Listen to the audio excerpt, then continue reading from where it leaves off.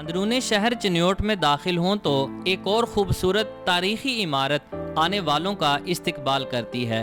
یہ تاریخی عمارت کوئی اور نہیں بلکہ ایک مندر کی عمارت ہے۔ اس مندر کو قیام پاکستان سے قبل 1930 کی دہائی میں تعمیر کیا گیا تھا۔ اس مندر کو کرتاری لال مندر کہا جاتا تھا، جبکہ یہاں سے گزرنے والی سڑک کو بھی مندر روڈ کے نام سے پکارا جاتا ہے۔ مندر کی عمارت 3 منزلوں پر مشتمل ہے، جس میں سب سے نیچے والی منزل میں سکول، جبکہ بیرونی طرف 11 دکانیں اور ایک گودام موجود ہے۔ دوسری منزل کو خستہ حالی کے باعث اب بند کر دیا گیا ہے۔ اس عمارت کی چھت پر خستہ حال مندر کی چبرجیاں آج بھی اس کے آثار موجود ہیں۔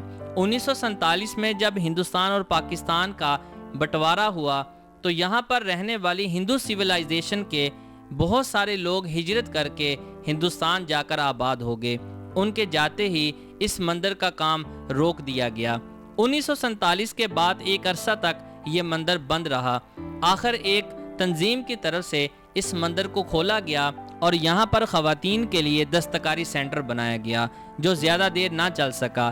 اس بلڈنگ کی اہمیت کو سمجھتے ہوئے محکمہ اوقاف اور محکمہ آثار قدیمہ نے اس بلڈنگ کو اپنے تحویل میں لے لیا۔ قیام پاکستان کے بعد کبھی کبھار چنیوٹ کے قدیم ہندو باشندے اس کی زیارت کرنے کے لیے یہاں آ جاتے تھے۔